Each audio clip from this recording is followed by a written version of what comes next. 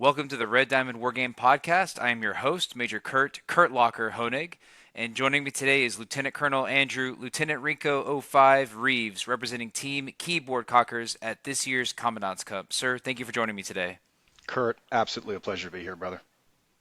Please note that all opinions expressed are entirely those of the participants and do not reflect the United States Marine Corps, their units, or any other organizations of which they are a part. So, sir, why don't you kick us off by giving us a little bit of your background and how you came into wargaming? Absolutely. So yeah, to go way back in time, I enlisted in the Marine Corps out of high school in 2000 in the reserves. I did that for about a year before I got accepted to school. Got commissioned in 2005, went to TBS, was selected as a field artillery officer, graduated Fort Sill in 2006, and then my first duty station was in God's country of 29 Palms, California, where I served for 3.5 years with 3rd Battalion, 11th Marines, to include a deployment on UDP to Okinawa. Went to Iraq with 3rd Battalion, 4th Marines, and then went with the battalion to Afghanistan in 2009. I then went off to the 31st MEU there in Okinawa, Japan, where I worked in the S3 shop and got to do 5 different 31st MEU deployments there across the Pacific. And it was quite a perspective building with all things naval integration and Navy Marine Corps team, and then also, culturally, aperture widening experience out there, and now the priority theater. After that, I was selected to go to EWS and enjoyed time there with a lot of my peers. And then after that, I elected to go back to God's country of 29 Palms to serve back with 311, immediately ate an IA, and went off for a year to be a training advisor to the Emirati Presidential Guard in Abu Dhabi in the UAE, which, again, another very interesting experience. After that, I commanded headquarters battery at 311 and then Kilo battery, got promoted to major, and then served as the AFSC as my last gig there, where I did a lot of work with 7th Marine Regiment. And then I was selected to go to NPS, Naval Postgrad, in Monterey. Again, I guess I paid the Marine Corps forward, and they rewarded me with 18 months in Monterey going to school, where I earned my master's in regional security studies with a focus on Europe and Eurasia. My utilization tour was in the equally, not bad place of Stuttgart, Germany, where I worked in the G5 at Mark IV URAF as the Nordic desk officer. So again, I had to go to the awful places of Norway, Sweden, Finland, and Denmark to help coordinate all Marine Corps actions with those countries throughout the variety of different services that the Marine Corps partners with, throughout that geographic region up there in the Nordics. Then came back to go row again in the artillery community as the operations officer at 211. And then I then took over headquarters battery command at regiment before eventually fleeting up to be the regimental XO for my last gig there. I now serve as the director of analysis and evaluations at the Office of the Inspector General of the Marine Corps, where I constantly try to preach the gospel of I'm from the IG and I'm here to help. Now, as far as my background in wargaming, it all began with my father. Really. So he was an avid wargamer in his younger years. He played such classics like Squad Leader and then Advanced Squad Leader with his biblical-sized rule book. And he was actually visiting during the time of the Commandant's Cup and was able to regale me with stories of him playing in Squad Leader tournaments back when he was actually my age now. And then he introduced wargaming to us and my 2 brothers, and we got to play things like the card game version of Squad Leader called Upfront. And so we did that as a young age, and then we were able to be introduced to such larger games like Breakout Normandy and some other more German, aka economic-based board games that my family continues to play into this day. Continually introduced to new ones by my twin brother because he remains an avid gamer. Wargaming has also been a lot of the professional military education opportunities that the Marine Corps has blessed me with, whether it be at Expeditionary Warfare School, or we're refighting the Civil War, or whether it be during command and staff as we're figuring out how to defeat some sort of evil nemesis somewhere in some hot place. And then, it's rolled out also in its applicability when you're actually doing large scale exercises, whether they be virtual, through such things like what Steel Knight is now transformed into, or whether it just be other things like Desert Scimitar, like I did when I was a major with 7th Marine Regiment. So I've seen a lot of it as kind of sprinkle its way into life throughout my Marine Corps career, and I've been able to do a lot of some of the more deliberate wargaming that is done by Colonel Barrick and his crew, to include a couple iterations of Top Tactics and a couple iterations now of qualifiers for the Commandant's Cup, and of course with you during this most recent iteration of the CMC's Cup at Modern Day Marine. Yeah, that's an outstanding background, both professionally and in the scope of wargaming, sir. And I got to say, Desert Scimitar, having been a fist leader at the very tip of the spear for the Division Fires plan, is always a educational experience for sure. You learn a lot Mm. about what the division can bring to bear fires wise, and I really enjoy seeing the connections between a live fire exercise like something like Desert Scimitar to eventually tie it into a war game type scenario where not only do you get to practice all those standard operating procedures, the TTPs of how do we employ fires, but now against a thinking enemy, not just what some intel officer put together to be the opposing force for a scenario. But now they're making decisions and we have to respond as such. So the Commandant's Cup was an opportunity for some of the best wargamers to prove their mettle through Mm. a series of qualifying tournaments that you mentioned before. Top Tactics, we also did expeditionary engagements. Can you tell us a little bit about how you and your partner, Broadcast Storm, came to be? Yeah, of course. This is a great story, Kurt. And so it all began like on the little Discord chat thing that I'm very glad that Colonel Barrick advises us to be a part of because it helps like network people together. Hmm. And I was a solo, free agent player because there's not so much wargaming that happens in IGMC. There's like 16 uniforms inside our office, so we're a small little entity. So I was doing it for funsies.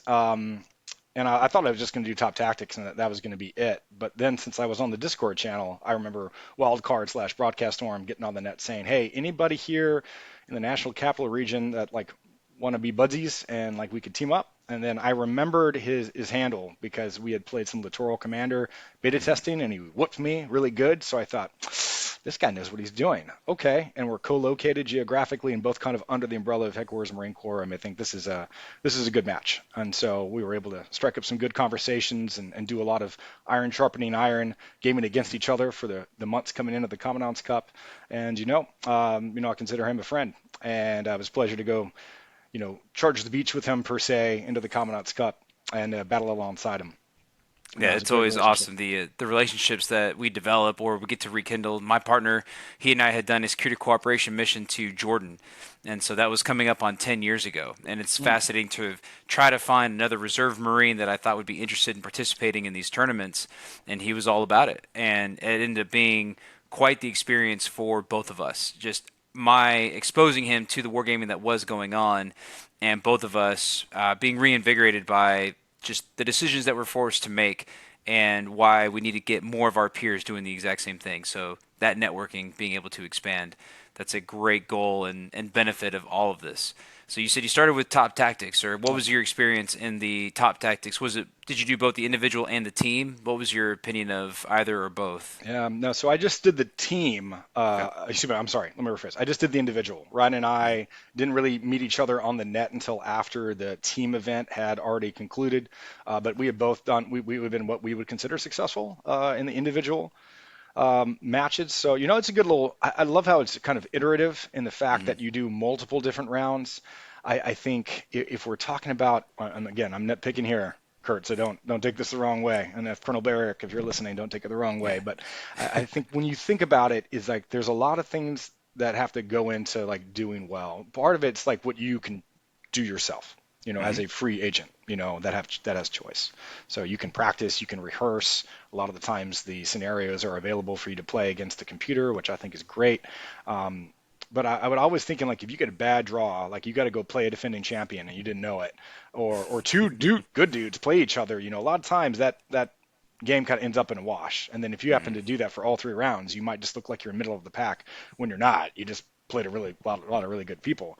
Then of course there's the inverse of that, which is what happens if you just played a whole lot of scrubs who didn't really care, that were just having fun but didn't really know what they were doing, or maybe couldn't even figure out how to like use the mouse or whatever. You pick Mm-hmm. whatever fun story you want to sell. But what happens if you play them? You might think, oh man, I'm the greatest war gamer since Napoleon. Man, we're gonna crush this like Rommel. But maybe not. Uh, Now, I hate bringing up this specific note because I don't quite have the solution for it, but I wish there was some sort of like pole position Mm-hmm. that would play into how they select who plays whom. Um, I don't know how this works out other than you're playing a common opponent to begin. Like everybody in the first round just plays a computer opponent.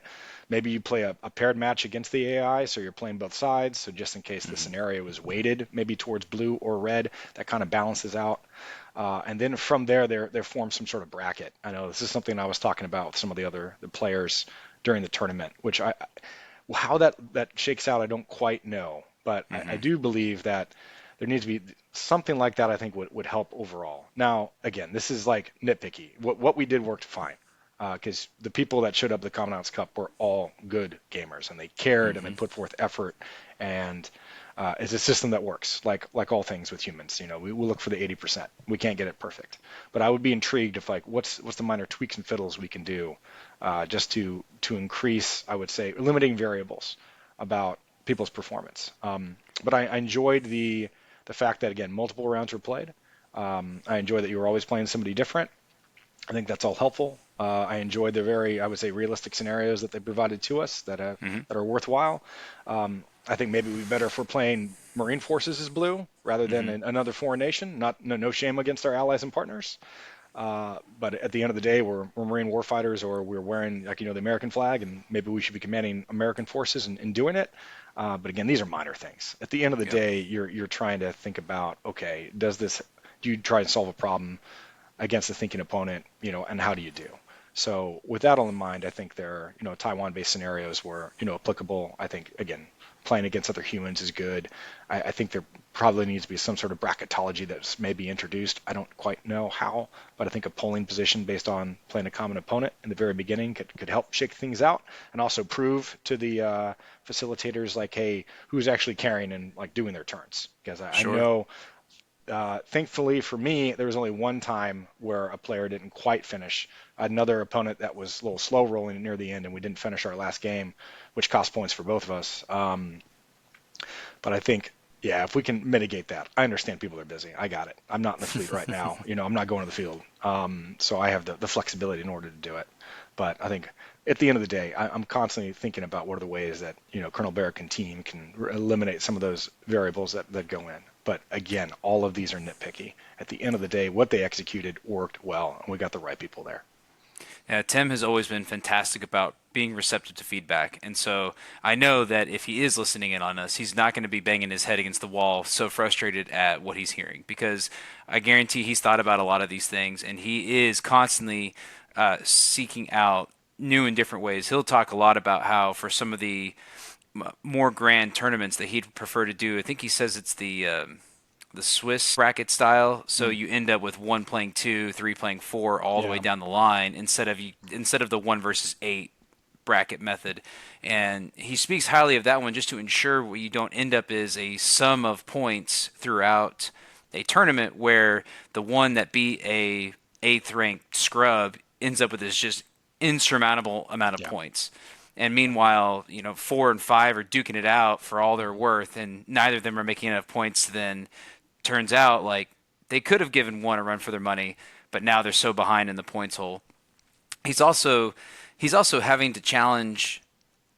He has the challenge of making sure that whatever system he does put in place is still a recruiting tool to get more people playing. And I think that's what we have to be aware of too is we don't want to make it so precise. Like, yeah, we can find out exactly who like the top 5 people are Mhm. through a very stringent series of back and forth of different partnerships, around robin, all kinds of methods. But then I think we would lose the guys on the outside on the bubble that are kind of like, I don't know if I'm super into this because this guy is way serious in how he's playing it. So I think Tim's measuring that as well. It's like what can he do so that enough people are playing and participating, even if they're not successful in qualifying for the cup, they're interested in coming back next year and they're going to have that much more experience, that much more interest in playing again and getting some other people to come in, and that way we just grow the amount of decision makers that we're making in the Marine Corps. I definitely agree with you, sir. I would have appreciated, I liked that coming into the Cup, we got to play a midway scenario with Marine forces. I would like Yeah. to see, and it's on the cloud now, so that's become my number one recruiting tool to get out there and say, Mm. hey, here's some Marine units on the ground that we can move around in company commander as a recruiting tool. It's a Yeah. little more relatable.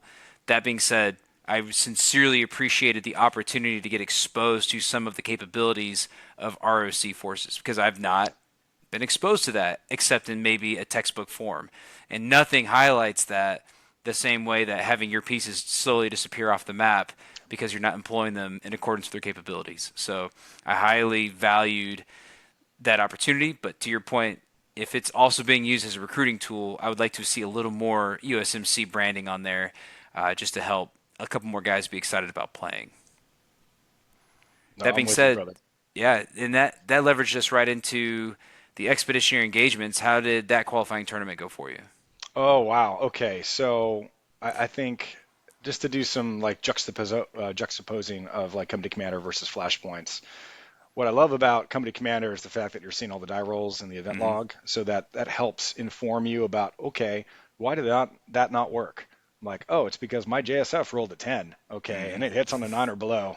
So not that that ever happened to me and made me frustrated, but hey, Clausewitz told us about friction, so it's all Yeah, good. So it's very helpful in Company Commander to see all that. You don't see so much look behind the curtain in Flashpoints, but hmm, what I do appreciate is the fact that everything runs in real time. So as you know, Kurt, but just for anybody else who doesn't quite know, like hey, in Flashpoints you give your orders, your opponent gives their orders at the beginning, you click go, and then your forces just run off and start doing stuff, and then you're constantly updating your orders as you go through. But everything is being executed in real time. It's not a you go I go thing, and I just appreciate that because it's more realistic, hmm. and it doesn't necessarily provide the first player to go an immediate advantage of initiative.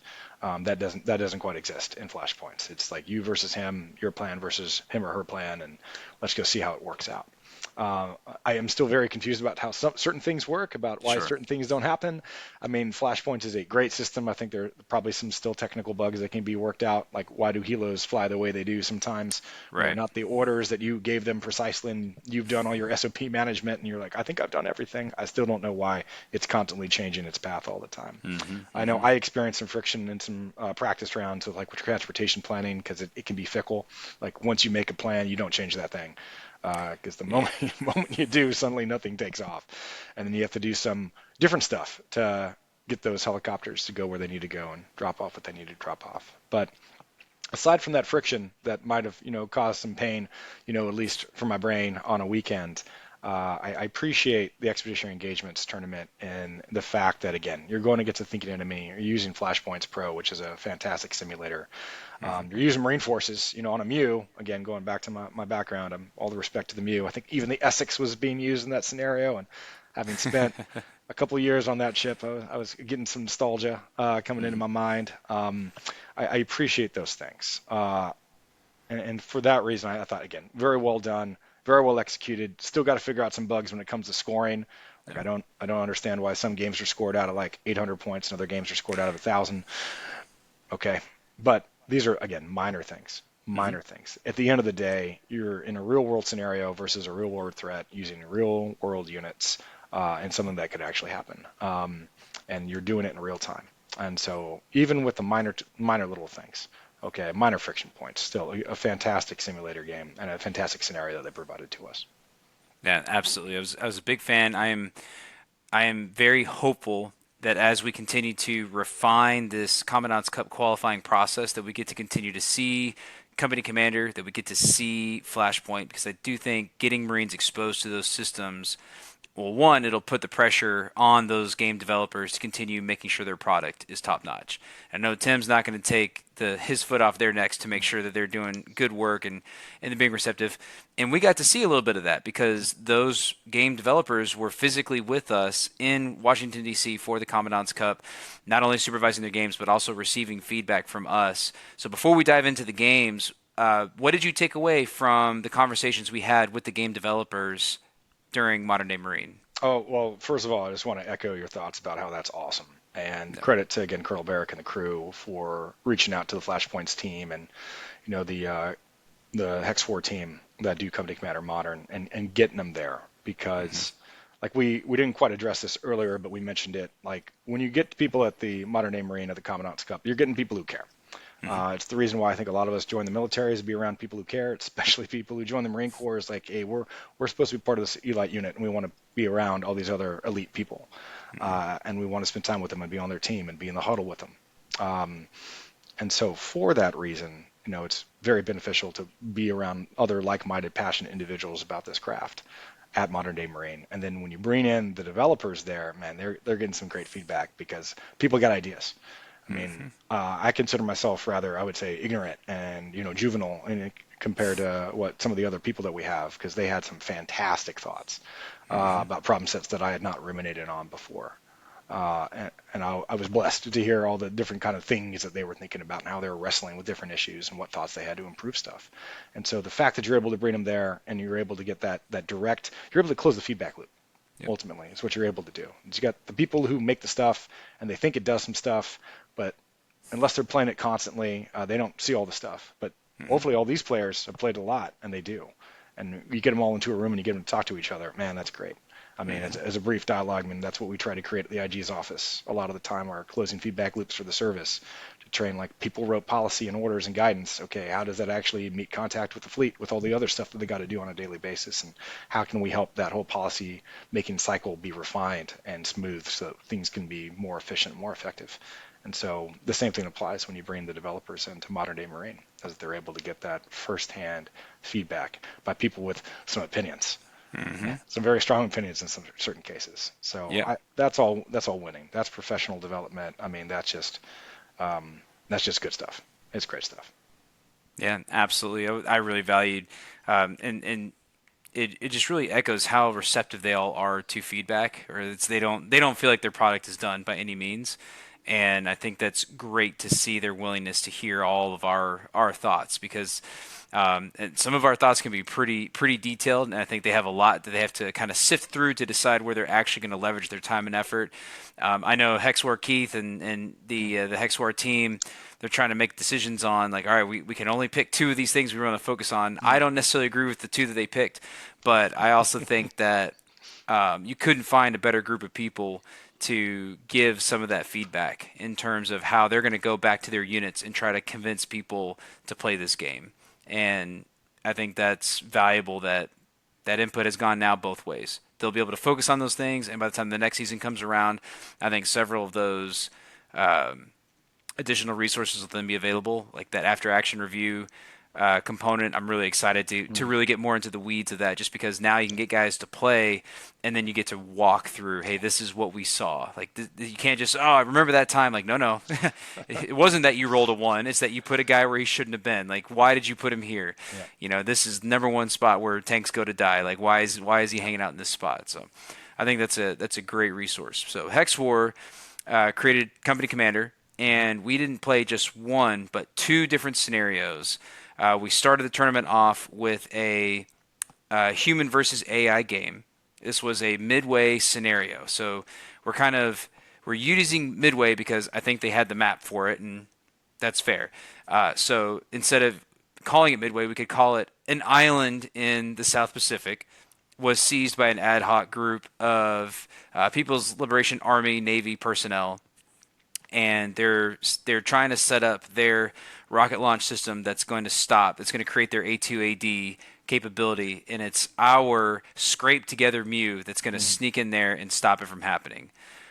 We had a couple different versions. We had 6 options. Which, Yeah. sir, did you pick, and why? So if I remember correctly, I picked option four, which is like the Okay. Hilo medium option. Okay. So it was the one where I think I was basically 50-50 split ish Okay. between ACVs and helicopters Okay. to bring in my forces into the island. All right. Why did you pick that mix? I picked that mix for a couple different reasons. I think overall I didn't want to be, I think, too limited into one different medium to bring Mm-hmm. in my forces, one different, littoral movement enabler. Um, I wanted some flexibility. I also wanted to get on shore and I wanted to have some firepower. So I wanted a few more ACVs than I think some of the other options provided. But I also wanted to maintain some flexibility with my forces to be able to move them quickly because All right. based on the objectives, you had to kill a lot of people and you had to kill them Mm-hmm. fast. Mm-hmm. So with that in mind, I'm like, okay, well, I need to be able to also have forces that can get in, schwack some bad dudes and then get back into their helicopters and then fly elsewhere and then kill some more bad people. So I wanted that speed as well. So I wanted a healthy balance, mainly because I also did not know. We had a map, but we did not know and we knew generally who we were fighting because they gave us the unit list, but we did not know where they were. And Mm-hmm. so I wanted the flexibility to be able to weight efforts appropriately once I sensed and made sense of the situation. So that's why I went that way. All right. That makes a lot of sense. How did that one play out for you, sir? Badly. But I went badly. On a more holistic note, I'm like, I kind of have a love-hate relationship with the scenario they provided us. I love the fact that again, everybody's fighting the same computer AI Mm-hmm. model, Mm-hmm. and everyone still has the options that everybody else does. But at the end of the day, it's like it's a puzzle, and the people who are good at solving puzzles did really well, and the people who are not good at solving puzzles or do better with iteration in Mm-hmm. scenarios and testing and experimentation, those people suffered, especially even though we had time, we had a lot more time than we thought to kind of think things out. But you got to think things out the right way. Mm-hmm. And then at least for me personally, I always do that better with other company time because I'm spitballing ideas off another human. Um, but I went wrong because once I had sensed and made sense of the situation, I needed to be very, I would say, scrupulous in what I was Mm-hmm. initially targeting. And my first goal was like, hey, I want to go kill all the anti-air assets so that I can then bring in my helicopters and then be able to take out the other stuff and move from there. Um, but as I quickly found out is that, okay, that's great, but you can't kill all of them. You can kill most of them. Mm-hmm. So, Mm-hmm. especially if somebody misses, which does happen. It does. Yes, it does. So, with that, I think there could have been a smoother way. This is all, Kurt, with the benefit of hindsight. It's like, okay. Absolutely. And then you're also, when you look at the map, you're thinking about, okay, well, how much time space does it take? Again, I didn't quite know at the very beginning, like where all the hexes were and how far can an ACV go in one turn and all that, Mm-hmm. and Mm-hmm. where do I need to position my people? So in the beginning, I think I was way too much. I didn't really concentrate at main effort, which is a bad thing. I can hear every single instructor that has ever taught me in anything kind of like shuddering right now. But no, I didn't really have a main effort just because there were a lot of things I just didn't know, and I Mm-hmm. didn't make the big blue arrows probably the way that they should have been in the very beginning. Could have been some more time that I spent going like, okay, well, what are things that I do know? Like maybe I need to put all my ACVs over here where it's the shortest to get to shore, and I can go from there. Mm-hmm. And I can put helos over on the other island that takes longer because, you know, we don't got to worry about anti-tank guided missiles schwacking us or freaking the gigantic swarm of Chinese drones befalling your ACVs as they rumble, through the ocean trying to get to the island. So there are a lot of things obviously I would have done different. And then a lot of that is just being able to kind of pull back and process the problem set, in a neutral way. And so some people are good at that. I know, I think me personally, not as good without teammates or more time or iteration or experimentation. But I do appreciate the fact that, again, everyone had to go fight the same foe with the same Mm-hmm. layout, and the same model. These are all very beneficial things. I know I have some personal lamentations about what I could have done better. And a lot of that is just having, I think, a lot more deliberate thought about what exactly does this all mean. I Sure. was using, for me personally, using a lot of my experience in previous games, in Mm-hmm. previous scenarios where we had amphibious landings, and that kind of like heuristic was like be bold, move fast, because Mm-hmm. that was the Mm-hmm. tactics that were rewarded in some of the other amphib landings that we did. This scenario was definitely not that. This That's right. was be judicious, be very cautious, be Mm-hmm. scrupulous in what you target, know when you need. I did, I didn't get schwacked as bad as I could have gotten schwacked, and that's mainly because I realized very quickly that like you can't move people ashore willy nilly. You can't move quick. You got to do a lot of shaping. Even though they put that compressed time clock on you, because they say I think we had 12 turns, 12 kill turns. Mm-hmm. to kill Mm-hmm. 90% of the opposing force, which I definitely did not do. Um, Yeah. but like pulling back a little bit more and spending more time, I think would have been beneficial. I'm not sure I would have done too much better than what I did, but I definitely think if I had thought a little bit more deliberately, it would have been helpful. Um, but No, again, I think those are real. Those are all real considerations, sir. And one of the habits that I had picked up just playing some of the different existing scenarios in Company Commander is you'll find a couple of them have those very high thresholds for defeat, mm, and it really it shapes the way you have to approach solving the problem, which is fair, right? Like we wouldn't be super pleased about losing 50% of U.S. forces trying to take back a spit of island like Midway, but then having to achieve 90% on the enemy, that's a pretty real challenge. And we just shifted from a qualifying tournament where it was either 80 or 90% criteria on both sides.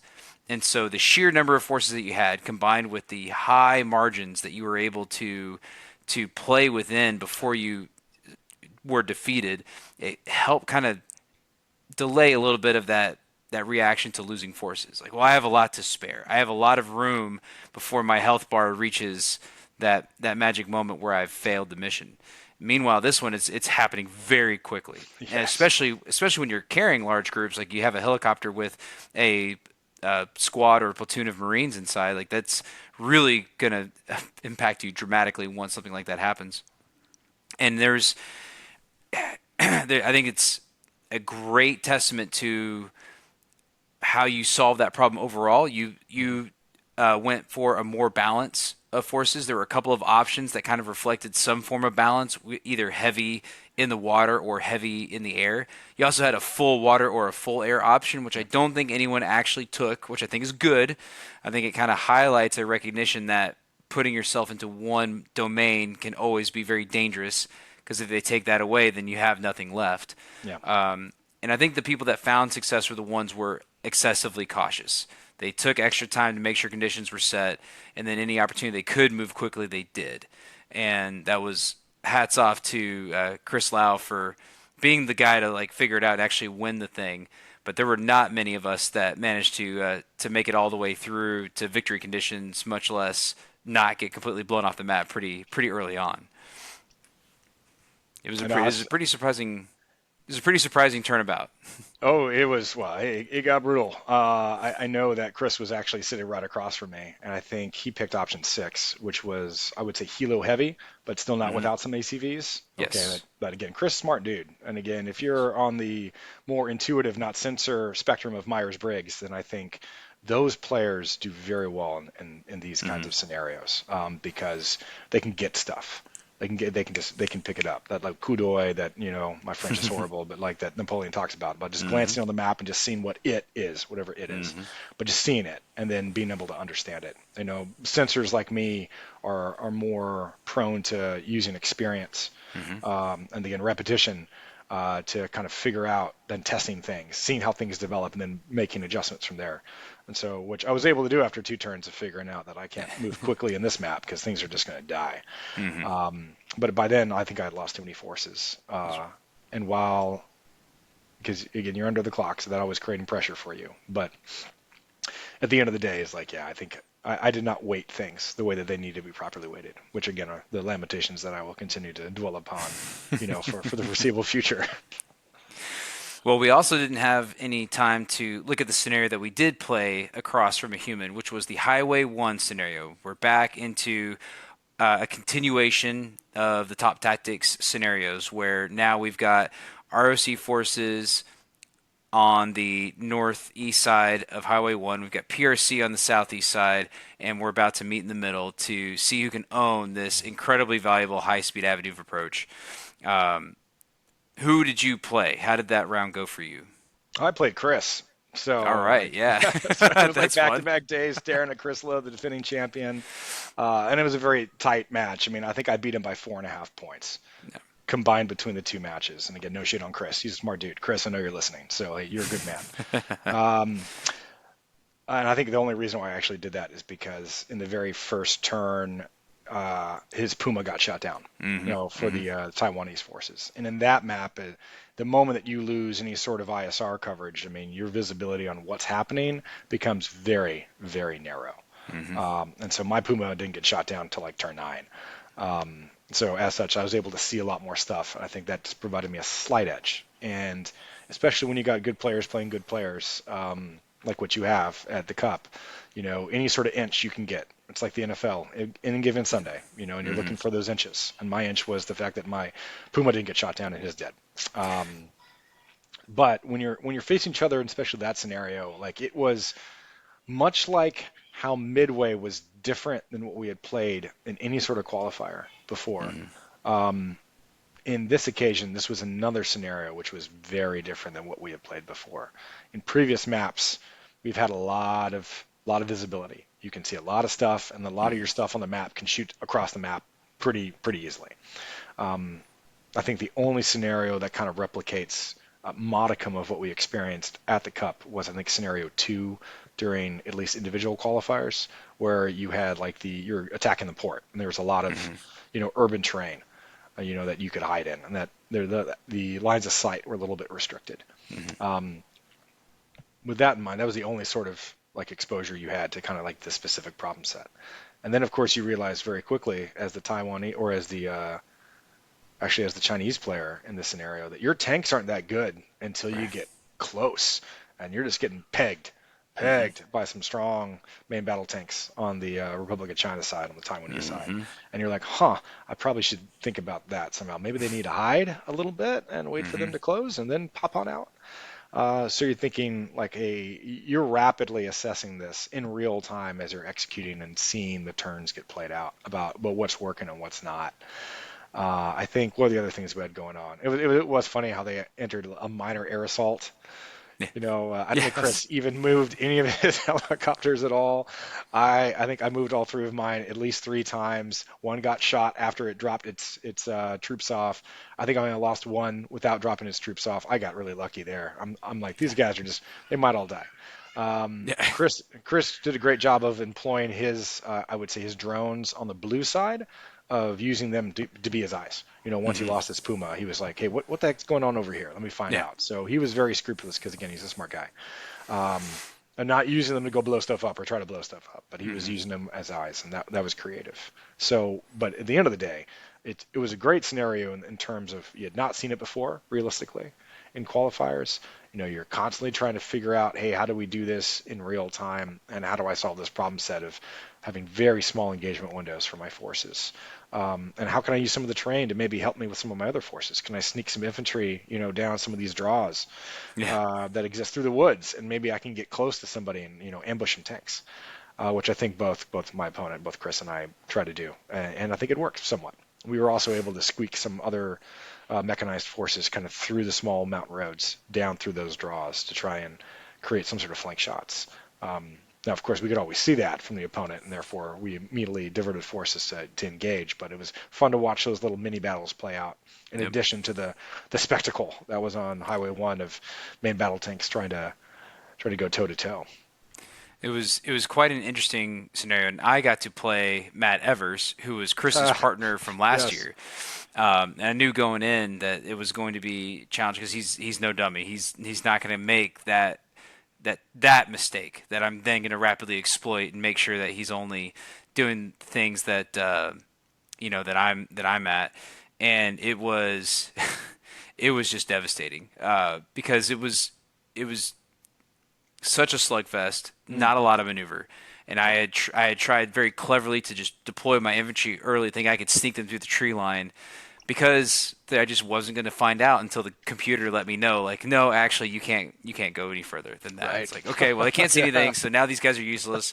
They're on foot, so having them hike all the way out to try to go someplace else to be useful, that was rough. But it is still exactly what we wanted in terms of learning a lot about capabilities of weapon systems. So that was awesome. Absolutely. Learning more about what each could be capable of. And then learning a lot about the terrain of Taiwan. That's Hmm. obviously incredibly important to know. It's going to shape if a commander ever asks my feedback about, hey, what do you think about seizing Highway 1? Be like, well, not directly. That would be my first piece of advice based on this game that I played that one time. Just going through those decisions, you're making these new assessments. Understand the victory criteria became a big deal. Mm. I give Matt a lot of credit. I don't actually know how we ended up points wise. I think I had the edge, but I think it was unfair as to the reason why. I think he made a last minute push to seize a couple of the other victory points, but they weren't so much victory points as they were control points. So the margin of victory had already been established. Him gaining an additional control point didn't net him any points, and it exposed a lot of his assets that I was able in the Yeah. last round to destroy, and actually brought his total forces down to a margin where I think I was able to edge the victory. He didn't have to do that. He could have simply stood pat and not exposed any of those forces, and I think he would have had the victory overall. So my hats off to Matt for playing a very successful game. He did really really well, and hats off to the scenario teams, because I remember they were kind of curious about what we thought Hmm. that next scenario would it be an evolution of, and I think between the midway scenario and between Highway 1 there was a very real They touched a little bit of everyone's thoughts on what the next scenario could be, and they still surprised all of us, which I Yep. thought was pretty good. Did you get surprised at all, sir, by the Flashpoint Campaigns Taiwan scenario? I was absolutely not surprised whatsoever with that scenario, and that's the only reason why I think I achieved the success that I did on it was the fact that, like, kind of Colonel Barrett kind of dropped a little, Easter egg, in the Mm-hmm. Discord chat, and then the scenario was online, and it was something that my partner Ryan and I had played no less than like 4 times. Mm-hmm. And then even when we were wargaming out what we thought possible scenarios could be. We're like, it's probably going to be Taiwan. I don't think it's going to be as big as this specific Right. scenario is, but I think Mm-hmm. it's going to be a smaller version of it. And it turned out to be exactly right. Yeah.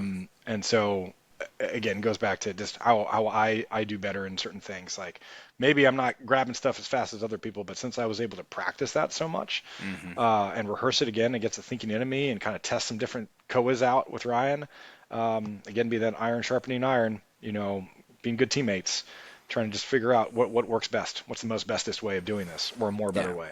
I mean, But I we're looking I for, played Ryan, sir, so it shows. Just by the yeah, way, the amount yeah. of effort that you guys put into making each other better, I was the recipient of all that effort. So much thanks to you for that, sir. But I think overall, you learn really quickly what the system rewards and what it doesn't. Mm-hmm. When you're able to iterate, at least for people who gain benefit from that, and because that's holistically, I mean, that's what you're looking for. And that's what you're looking for in real life too. And it's beyond warfighting. It's in business. It's in a lot of different things in this world. But it's understanding the system and how it works, and what it rewards and what it doesn't. Mm-hmm. And then through the iterative process of playing Ryan, Ryan and I playing each other, we were able to figure out like, okay, we know what generally can work, and we know what generally doesn't. Okay, now when you play a thinking enemy, obviously you have no idea what they're going to do, but you can have some ideas, and you can definitely know how to react if they do certain things. So I think that preparation and that process and the dialogue that I was having Ryan constantly, throughout the probably month plus that we were preparing for the tournament, I think definitely paid some dividends. So I think some smart people taught me at some school of basics that you make money in rehearsals, Mm-hmm. and I think we did. Yeah, absolutely.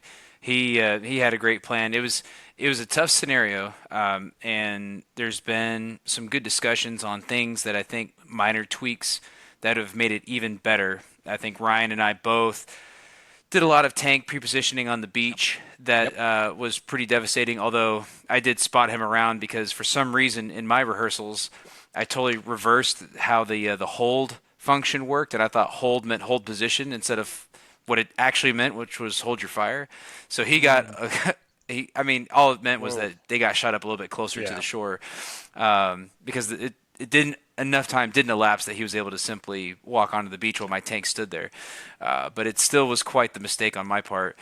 But at the same time, yeah, I've chatted with a couple of other competitors as well. I think a lot of us are in agreement that if we had not been able to simply park the tanks on the shore, it would have dramatically reshaped the way the scenario would have played out, and you would have had fewer occurrences of like blue won and then red lost, and it just became by how much Yeah. was how the points were scored. Did you see anything that you would have liked to have seen different within the scenario? Well, it's hard because you're talking about like the first wave of a major amphibious assault, Right. into a defended beach. So that just gets kind of ugly, Hmm. and it just does. I'm trying to figure out like different ways that you could do to kind of smooth it out. I mean, we could change the deployment zones and whatnot because maybe you're trying to say, well, the Chinese got some element of surprise or something. I'm not really sure how that would shake out because eventually, like, they have to go drive gigantic IFEs across a big, you know, body of water. Hmm. That might take some time. I'm not sure they can get too surprisey on that. But you can shape the deployment zones a certain way. You can rechange force structure some. Maybe you have the tanks are a little bit further off, and amphib forces or recon forces can deploy further forward. I mean, those are different ways that you can shift the scenario. Because I do know, both through playing Ryan a couple times and also what I was able to do on Red, mimicking things that we had done in practice, was be able to, if you, based on, again, lines of sight, can't see everything there. So if you can leak some red forces and get off the beach and Hmm. somehow get onto some major road, get on an MSR, and then like beat feet towards an objective, it's kind of hard for you to get found sometimes. Hmm. Okay, now Hmm. of course, as a Red Force, you have no idea what you're going to run into. Um, so that's one of the risks that you do experience if you do put everybody forward and you have no reserve in the back. Then if someone gets through that somehow, then you got to go chase them, and that can get problematic because you may Hmm. not be able to find them, and you're just it's going to get it. It's going to get weird. Um, so with that in mind, I mean, yeah, I think there are minor tweaks that you could potentially do because I think for all the scenario builds, you never want to have it where one side is so preposterously, advantaged, by the scenario, and then just becomes by like, well, how good did you lose, as you already said. Right. So I think there are ways you can tweak and fiddle that, with time. But at the end of the day, like I was just very happy that Ryan and I had the opportunity to rehearse and kind of war game and think about what we thought we were going to go see. Now, for the future, it brings up that begs the question of like, okay, well, do we drop those Easter eggs in the future, Hmm. or do we Hmm. do something that no one's ever seen before? Um, yes, and then I always wrestle with holistically, how do you balance out uh, the structural variables of the tournament in order to ensure that you don't unintentionally bias it towards a certain type of person or personality. Hmm.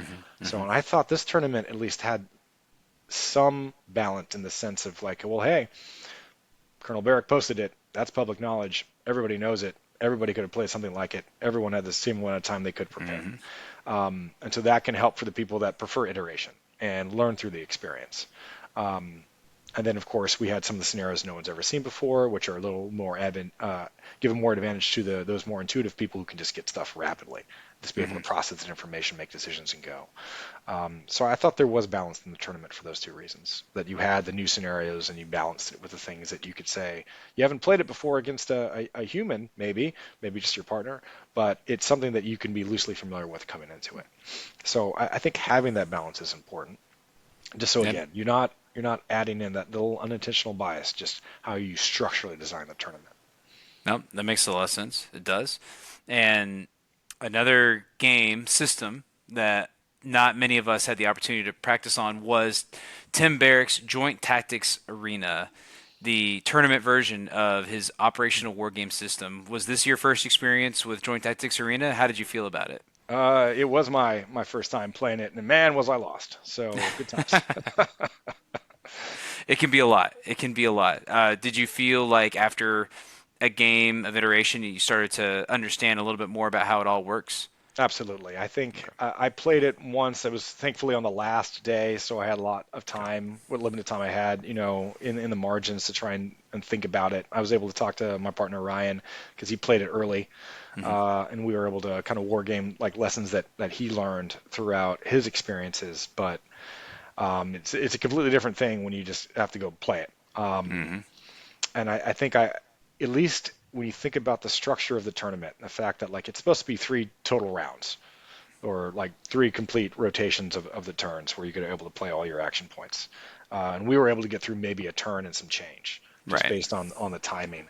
I think that just kind of inherently shifts everything towards being very action oriented. Hmm. There's Hmm. like prep fires and there's like shaping and all these kind of concepts, but at least the way that the VPs were assigned and what they were weighted towards, and then the time limitations that you had, like there was no culmination in this kind of iteration when you only had a turn and a half, or excuse me, a round and a half to go. I mean, it's like you can go all gas, no brake. Hmm. Shout out Hmm. to Colton Oviatt, just like, hey, you're just pumping that gas right now. That's my hand arm signal for Colton right there. Hopefully he appreciates it. You just want to pump that gas and just go. Hmm. And I Hmm. think I realized that after playing it once, just going like, oh, I came into this like I was trying to be, we're gonna as the fires guy going like, no, we're gonna shape here, and we're gonna Hmm. kind of Hmm. develop this, and we're gonna sense and make sense of the battle space, and then we're gonna make some decisive actions. And realistically, what the game rewarded was no decisive actions. Hmm. Period. Ready to go. And I think I had a general understanding of that going into the second round when we went into the finals. But I think we still didn't execute it as effectively as we could have between Ryan and myself. I think we were still too passive and too trying to like shape stuff and doing stuff that did not matter, doing actions that were Interesting. just not effective. That you might think this might shape stuff, this might set conditions for later on success, but that's not how the system of this game, JTA was rewarding actions. So, and I think we were a little bit late to that, but hey, it was Ryan's my first time playing it, and we definitely learned. And I think you mentioned this on previous podcasts, but like, hey, it's one of those games that you want like, shoot, I want to play that again now. Yep. Because like I would totally change how I do business, and I now, especially after ruminating on it for a couple weeks since the tournament, I'm like, man, no, I would do this, I would do that, I would put that unit here, I would make sure I didn't screw that up, because we're still making like JV Bush League mistakes as far as like unit positioning, even in our second round. Yeah. We're like, oh, we should not have put that there. I should have put that there. Shoot. Yep. But that's all part of learning. I still love it as a game system. I think it's something that can be easily played in our PME schoolhouses that we have. I think it's something that people can learn. I mean, albeit there are a lot of rules. Okay, it's not just Risk, There it's not Stratego, it's not just chess. There's a lot of complicated stuff. There's a lot of buggy stuff in the rules that I know will work out based on all the thoughts that people have that I've heard and that I've written down. I know Mr. Barrick will appreciate all that feedback as he continues to refine this. But it definitely makes you think, and it definitely makes you think about let's make the main thing the main thing, and then you do have to sequence, but maybe not as long as you think. To add one more kind of caveat to all this about how it maybe incorporating this into schools might be a good idea. I ran into my old faculty advisor from EWS, right after the closing ceremonies for Modern Day Marine, and while we were talking, General Tracy, joins our conversation because he knew Colonel Kenny, who was my fac ed. And General Tracy said something that was rather prescient to me, and that was like, we read a lot of books at school, okay, but maybe instead of reading a book here and there, we need to play a game. I'm like, I can get on board with that. Yeah, that's awesome that he sees the value in it. And the brief conversation that I got to have with General Tracy following the closing ceremonies was that he was going to have what he called an unprecedented third year as Marine Corps University President, TCOM Commanding General. So I think that's very exciting that we get to have him around to help Tim continue to build that culture, because I do think there's a lot of value. I love some of the feedback that is generated by instructors and learners alike about how much reading should be done, but also about how learning through play can be some of the most beneficial ways we can spend our time. And I think that's the argument I say all the time about Joint Tactics Arenas. I want my Marines playing it because I think it's a gateway into OWS. I think if they're playing OWS games, now they're playing one of the most realistic. Like it's not going to be as simple as like, well, first I'm going to conduct my deep shaping fires. I'm going to satisfy EFSTs 1 through 3, and then I'm going to do this. And I think it's great. And I think Desert Scimitar was a great way to demonstrate our ability to do all of that. But to your point about like, well, first I'm going to do ISR so I can see where everything's. There's a reason why naval action. There's a reason why brigade action. Those have an ISR component. Because that is a part. It is a domain that is covered. You're not going to see everything on the field. That's why I personally still levy for the SOF card being something to play early, because theoretically you could look at 5 different things if you really wanted to use that card to that extent. And that's not something that's afforded in any other card. Like there's a lot of value to seeing a lot in one. Or I can leverage, like I've done my estimate of the situation. I've looked my opponent in the eyes, and I think he's put everything in this pile. I'm going to put all my guys. I'm going to risk all 4 to insert onto that pile, because either only one succeeds and I got to see everything, and that's amazing, or maybe all 4 succeed. Now I can expend some of those guys in direct action. Now I'm looking and acting at the same time at a low cost of something I would have to regenerate, a tool that I would have to regenerate down the line anyway. And so I think there's a lot of value to measuring, just like you said, the aggressive action being what's going to pay off.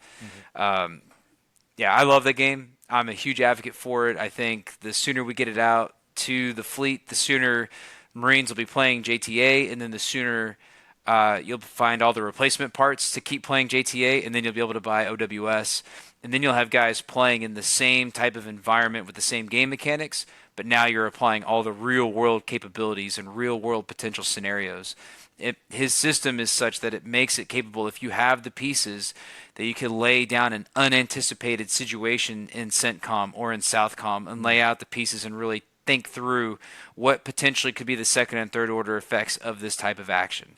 And that is a much better version of wargaming than what you would traditionally find in the Marine Corps planning process, where I'm only going to wargame based off of what my estimate of the enemy has yielded their course of action to be. It's like, right, but if I give my second lieutenant who is fresh out of school and doesn't know a whole lot, and I give him these resources and have him play the bad guy, he might do it in a way that I'm not anticipating. Mhm. That is really going to change potentially the way I employ a force that I don't want to lose down the road. And that's the value. That's the beauty, especially because if that lieutenant's playing that, he's already learning, and Mhm. he'll start learning from the second lieutenant all the way to the point where he becomes the commander and the responsibilities on his shoulders. And now he's got an entire career's worth of experience, hopefully from entry level school, much less his career level school. This is how I can find success. This is how I can test and war game my bids for success. And that to me is very exciting. No, absolutely. I think when you think about all the games we discussed, Kurt, where are they most applicable? Company Commander Modern would be great for your platoon commanders to play.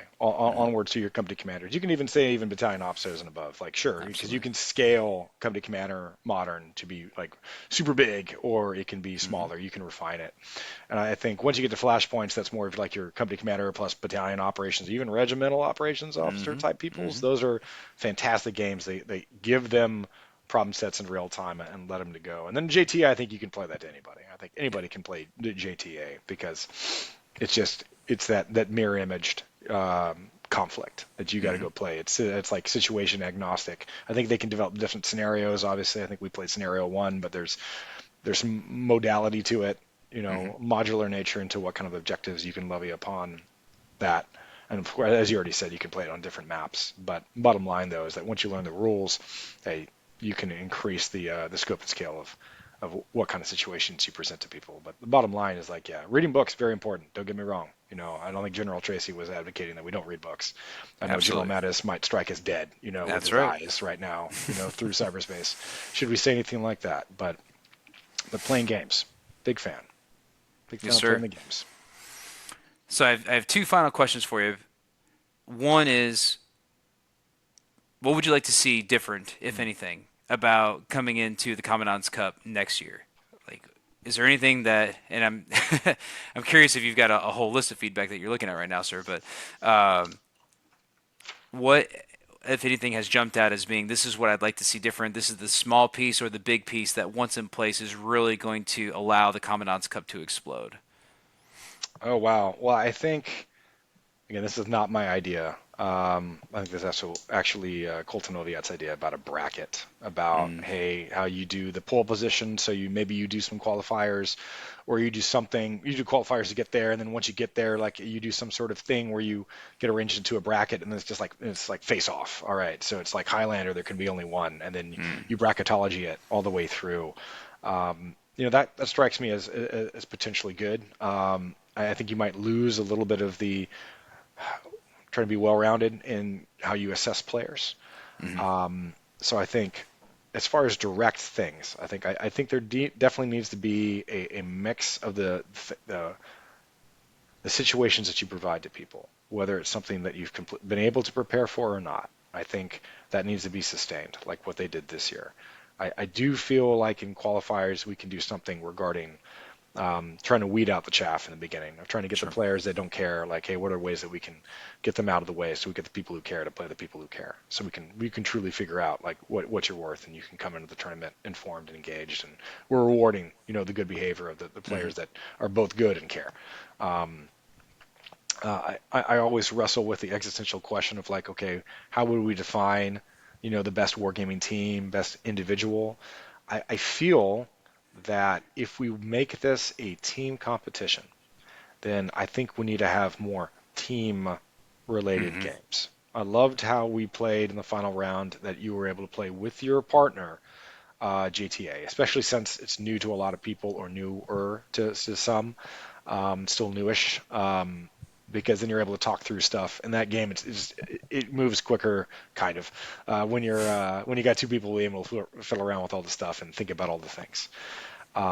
I think there needs to be, I got the fever for more cowbell, for more Hmm. team type things. If you qualify as a team, yet the preponderance of your points are gained by you competing individually, then I wrestle with that. I think if you get there as a team, then like let's go ahead and like make some more team stuff, make some more like two people trying to get after a problem set. That would help also when we're talking about structural variables about gauging players for the people that do better, okay, when they're able to, communicate with another human being about stuff. I Hmm. think that Hmm. that will help with them.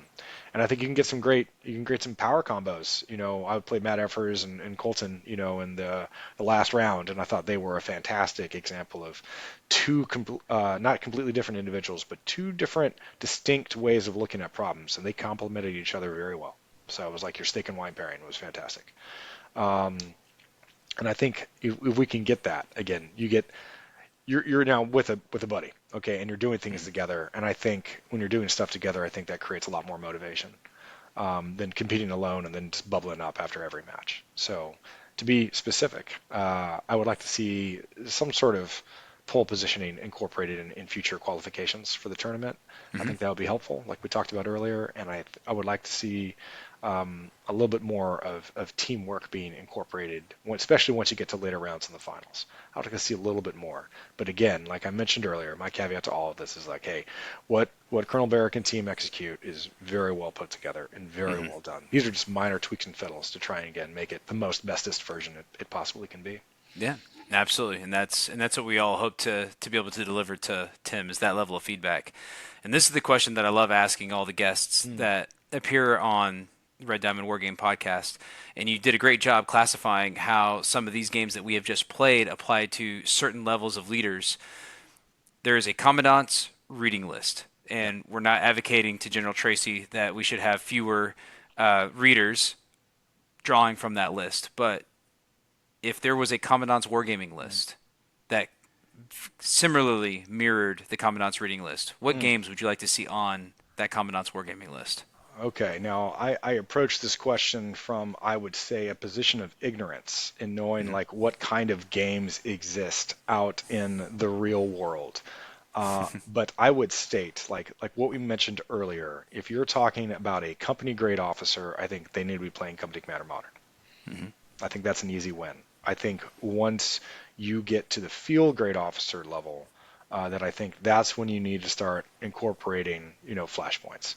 Maybe Mm-hmm. that can start for a company commander, but I definitely think once you become like at a battalion opso position and above, so the field grade officers, you need to start thinking about that, especially with larger scope and scale and the number of units that you can provide. I think JTA can be like released to a whole lot of people. I think that can be one of those ones where like anybody can go play JTA. And also, I want to give some love out to the senior enlisted. I think that the senior enlisted Mm-hmm. could also benefit once you, especially when you think about squad leaders and above, you can throw some company commander modern at them as well. I think they would benefit Yeah. from that. Squad leaders all the way to your platoon level leadership, maybe even to company level leadership. I think you can go there. I think once you start to get to those ops chiefs, especially ops chiefs, those motivational E8s and E9s, those master sergeants, Mm-hmm. master gunnery sergeants, yeah, give those brothers and sisters, some love with some flashpoints. Mm-hmm. And let them wrestle with those problem sets, okay? Because as a senior enlisted advisor to that OPSO, it'd be very beneficial if they are able to kind of see things and maybe the two can process stuff together. I think, like I mentioned earlier, Mm-hmm. like, hey, iron sharpening iron, let's go do it. So those are the ones. Now, if I'm thinking of other random games out there that would be beneficial, I think, well, shoot, if you got enough time, you can learn how to play Squad Leader. I think, Mm-hmm. it's a game that I have very minimal exposure to, but I know it's the realism that can be incorporated into that game can be very good, and you can scale it. An easier one is up front. Again, a classic by Avalon Hill. I know there was a Kickstarter a while ago to try and get that one back, except the Kickstarter was not Avalon Hill approved and they got sued. So you can find the original up front. Then it's a really easy game to learn. And again, there's so many different scenarios that you can play, and it's a similar problem set to original Squad Leader. But those are good because they're teaching you small tactical problems, especially for those at the squad level and below in Squad Leader, Mm-hmm. even though you can scale it up to company size elements as well. Um, but it provides you again those TDGs, on a map Mm-hmm. with a set of rules to wrestle with the tactical problem, okay, and then see how friction and chance influence it as you continue to go out and do it. There are, of course, like I would not say infinite, but there are a lot of other games that exist of which I am ignorant. So I don't want to, proselytize any more about except the ones that I have heard about.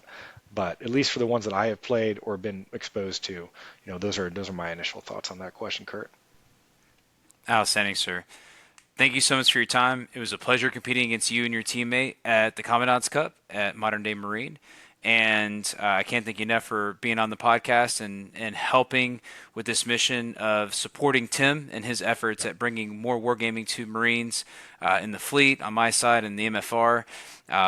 We want to see more guys challenged to make decisions because I think we, the Marines, are only going to benefit from it. So, again, sir, thank you so much for your time and looking forward to seeing you across the board. Kurt, it's been an absolute pleasure, brother. I appreciate our dialogue and conversation this afternoon.